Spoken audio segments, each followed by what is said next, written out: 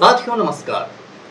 पटना बिहार से मैं Amitabh Kumar Das, IPS 94 batch, और आप देख रहे हैं मेरा अपना YouTube चैनल दास बोले बिंदास। साथियों, इस चैनल में मैं आपको ऐसी जानकारियां भी देता हूं जिनको जानना ज़रूरी है, लेकिन जिनको ज़्यादातर लोग नहीं जानते। आज मैं आपको बताऊंगा कि किस तरह पंडित नेहरू ने पुर्तगाल से गोवा को छीनकर हिंदुस्तान में मिला दिया था। एक बहुत रोचक और ज्ञानवर्धक वीडियो है, इसे आखिर तक दिल थाम कर देखिए। साथियों, हिंदुस्तान में जितने भी राज्य हैं उसमें सबसे छोटा राज्य है गोवा। बहुत खूबसूरत राज्य है, समंदर के किनारे बसा हुआ, दुनिया भर से यहाँ सैलानी आते हैं। लेकिन ये गोवा 450 बरस तक पुर्तगालियों के कब्जे में रहा था। ये जो गोवा है इसका जिक्र प्राचीन ग्रंथों में भी होता है, और ये पश्चिम भारत के कोंकण क्षेत्र में बसा हुआ है। अरब सागर के किनारे, अरेबियन सी के किनारे है। ये जो गोवा है, यहाँ सारस्वत ब्राह्मण लोग बड़ी संख्या में बसते थे और वो कोंकणी भाषा बोलते थे। उनकी जबान थी कोंकणी। तो साथियों, ऐसा है कि यूरोप में एक देश है पुर्तगाल। तो 1498 में पुर्तगालियों का हिंदुस्तान आना शुरू हुआ। सबसे पहले जो पुर्तगाली आया उसका नाम था वास्को डा गामा, और 1498 में वो कालीकट पहुंचा केरल में, जिसे आजकल कोझिकोड कहते हैं। इसके बाद कुछ साल बाद एक दूसरा पुर्तगाली आया, उसका नाम था अल्फोंसो ड अल्बुकर्क। ये जो अल्बुकर्क था, इसकी एक छोटी सी फौज भी थी, और हिंदुस्तान आने के बाद इसने बीजापुर की रियासत से जंग छेड़ दी। इस जंग में पुर्तगालियों ने बीजापुर को हरा दिया और गोवा पर कब्जा कर लिया। जैसा मैंने बताया, ये 1510 में पुर्तगालियों ने गोवा पर कब्जा किया, और उसके बाद 450 साल तक गोवा पुर्तगालियों के कब्जा में रहा। ये जो पुर्तगाली थे, ये बहुत कट्टर ईसाई हुआ करते थे, क्रिश्चियंस हुआ करते थे, और काफ़ी कट्टर थे धर्म के मामले में। इन्होंने गोवा में बहुत सारे चर्च बनवाए, और वहाँ के जो लोकल सारस्वत ब्राह्मण लोग थे उन पर इन लोगों ने काफ़ी जुर्म भी किए। तो इसमें सैकड़ों सारस्वत ब्राह्मण परिवार जो थे वो गोवा से भागकर मंगलोर चले गए। आपने विजय माल्या का नाम सुना होगा। विजय माल्या हिंदुस्तान से 5000 करोड़ रुपया लूट के भाग गया है। विजय माल्या का परिवार भी उन्हीं परिवारों में से एक था जो गोवा छोड़कर मंगलोर भागा था। एक और दिलचस्प बात है कि आजकल तो आलू हर हिंदुस्तानी खाने लगा है, लेकिन हिंदुस्तान में आलू सबसे पहले पुर्तगालियों ने ही लाया था। उसके पहले हिंदुस्तानी लोग आलू को, यानी पोटैटो को, नहीं जानते थे कि ये किस चिड़िया का नाम है। पुर्तगाली भाषा में आलू को बटाटा कहते हैं, और बम्बई में जो मराठी बोली जाती है उसमें भी आलू को बटाटा ही कहते हैं। तो इस तरह पुर्तगाली लोग आए और उन्होंने गोवा की संस्कृति को काफ़ी हद तक बदल के रख दिया।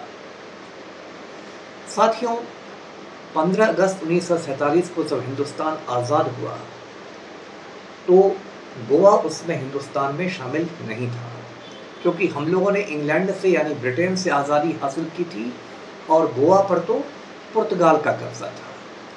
इसलिए गोवा और उसके आसपास के दो हिस्से, दमन और दीव, भारत के हिस्सा नहीं बने थे।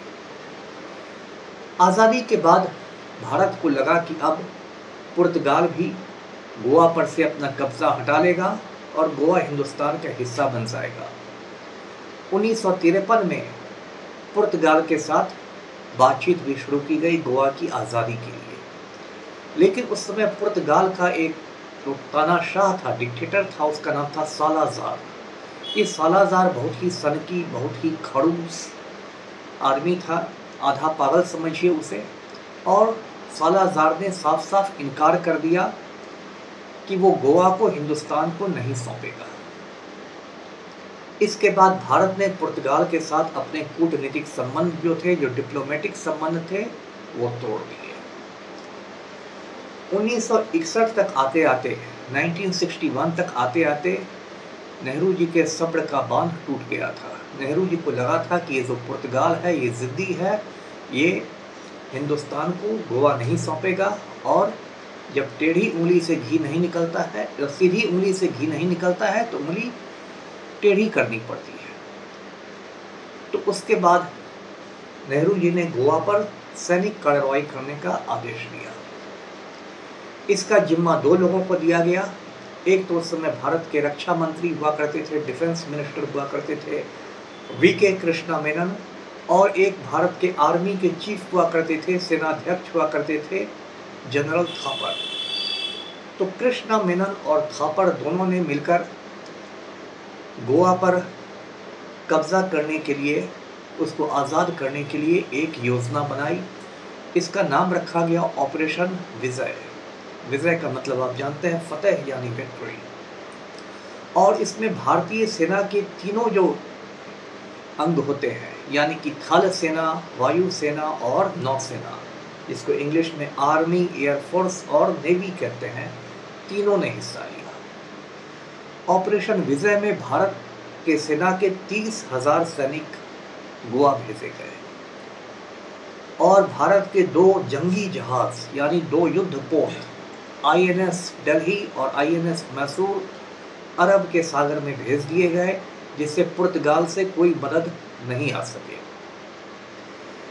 और इसके अलावा भारतीय वायुसेना के कैनबरा विमानों ने गोवा में पुर्तगाली ठिकानों पर बम बरसाने शुरू कर दिए। जब ये खबर पुर्तगाल के तानाशाह को लगी, डिक्टेटर को लगी, सालाज़ार को, तो वो गुस्से से समझिए पागल हो गया।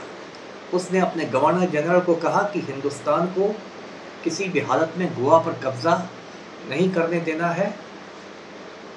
लेकिन भारत की जो मारक क्षमता थी, जो 30,000 सैनिक थे, जंगी जहाज थे, युद्धक विमान थे, वो इतने ज़्यादा थे कि तुरंत पुर्तगाली सेना ने घुटने टेक दिए, और जो गवर्नर जनरल था गोवा का, जिसका नाम था मैनुअल एंटोनियो वसेलो ई सिल्वा, इस लंबे चौड़े नाम वाले गवर्नर जनरल ने हिंदुस्तान के आगे सरेंडर कर दिया, आत्मसमर्पण कर दिया, और 19 दिसंबर 1961 को गोवा, दमन और दीव, इन तीनों हिस्सों को भारत में मिला लिया गया।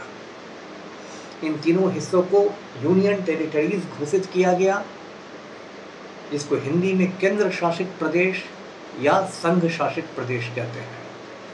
और 1987 में 1987 में गोवा को पूर्ण राज्य का दर्जा दिया गया। और जैसा मैंने बताया, गोवा आज हिंदुस्तान का सबसे छोटा राज्य है, जिसकी राजधानी है पणजी। साथियों, गोवा की आज़ादी की लड़ाई सैनिक शासन के पहले शुरू हो चुकी थी, सैनिक कार्रवाई के पहले। और एक दिलचस्प बात कम लोग जानते हैं कि अमिताभ बच्चन की जो पहली फिल्म है 7 हिंदुस्तानी, वो गोवा की आज़ादी की लड़ाई पर ही बनाई गई फिल्म थी, जिसमें 7 हिंदुस्तानी गोवा को आज़ाद करने के लिए जाते हैं।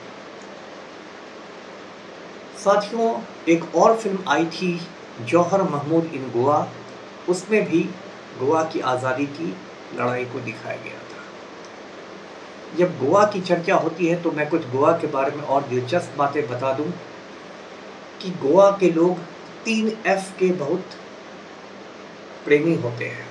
एक F है फिश, एक है फेनी और एक है फुटबॉल। फिश तो आप समझ गए होंगे, मछली, समुद्र के किनारे है इसलिए वहाँ के लोग मछलियाँ खूब खाते हैं। फेनी एक तरह की शराब होती है जो काजू से बनती है। वैसे मैं आपको बता दूं कि दारू पीनी कोई अच्छी बात नहीं है। और तीसरी बात है फुटबॉल। गोवा के लोग हैं वो फुटबॉल खेलने के बहुत ज़्यादा शौकीन होते हैं और गोवा के बच्चे फुटबॉल के दीवाना होते हैं। फिश, फेनी और फुटबॉल का ये इलाका है गोवा। एक और दिलचस्प बात मैं आपको बताऊं कि आपने सेंट जेवियर का नाम जरूर सुना होगा। सेंट जेवियर स्कूल होते हैं, सेंट जेवियर कॉलेज होते हैं। ये जो सेंट जेवियर थे, ईसाई संत थे, क्रिश्चियन संत थे। गोवा के एक चर्च में आप इनका शरीर देख सकते हैं। इनका शरीर जो है वो सुरक्षित वहाँ रखा गया है और इसको देखने के लिए हर साल हजारों लोग आते हैं। गोवा के बारे में एक और दिलचस्प बात यह है कि गोवा में ऐसे दुनिया भर से जो है वो सैलानी आते हैं, पर्यटक आते हैं, लेकिन गोवा जो सबसे ज़्यादा पॉपुलर है वो रूसी पर्यटकों के बीच में है। यानी सबसे ज़्यादा जो सैलानी आते हैं वो गोवा में रूस से आते हैं। और गोवा में आपको कई ऐसे रेस्टोरेंट मिलेंगे जिसमें रूस की करेंसी यानी रूबल भी एक्सेप्ट की जाती है। यदि आपके पास भारतीय रुपया नहीं हो या किसी रूसी सैलानी के पास वो नहीं हो तो वो रूस की करेंसी रूबल भी दे सकता है। तो ऐसा है गोवा। मैंने अभी आपको ऑपरेशन विजय के बारे में बताया कि गोवा को भारत का हिस्सा बना लिया गया। इसके बाद पुर्तगाल ने बहुत हंगामा किया।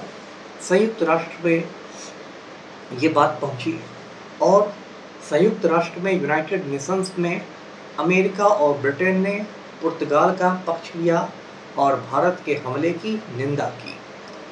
लेकिन सोवियत यूनियन जो उस समय एक महाशक्ति था, सुपर पावर था, सोवियत यूनियन ने भारत का साथ दिया और उस समय दुनिया के बहुत सारे देश बुद्ध निरपेक्ष देश कहे जाते थे, नॉन अलाइंड कंट्रीज कहे जाते थे, उन देशों ने भी हिंदुस्तान का साथ दिया। इसमें ज़्यादातर देश एशिया, अफ्रीका और दक्षिण अमेरिका के थे।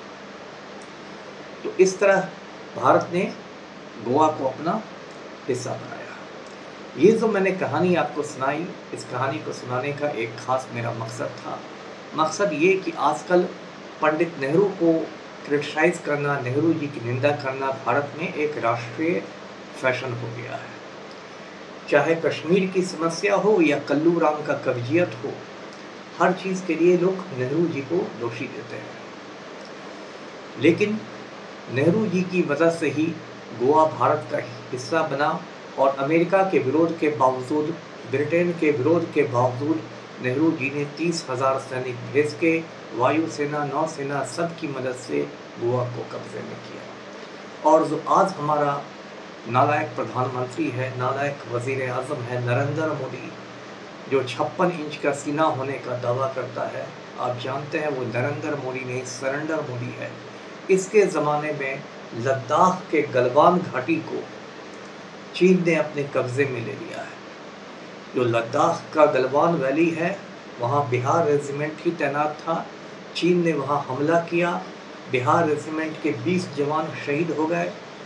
जो उनके कमांडर थे कर्नल संतोष बाबू, वो शहीद हो गए और चीन ने लद्दाख के गलवान घाटी पर कुछ साल पहले कब्जा कर लिया है। लेकिन ये जो हमारा नकारा और नामर्द प्रधानमंत्री है नरेंद्र मोदी, ये इतना बड़ा झूठा है कि ये कहता है कि न कोई घुसा था गलवान घाटी में, न कोई घुसा है गलवान घाटी में। लेकिन मोदी की हिम्मत नहीं है कि वो खुद गलवान घाटी जाके वहाँ से हिंदुस्तानियों को संबोधित करे। तो साथियों, ये गोवा की आज़ादी की कहानी थी। कभी मौका मिले तो गोवा घूमने ज़रूर जाएं।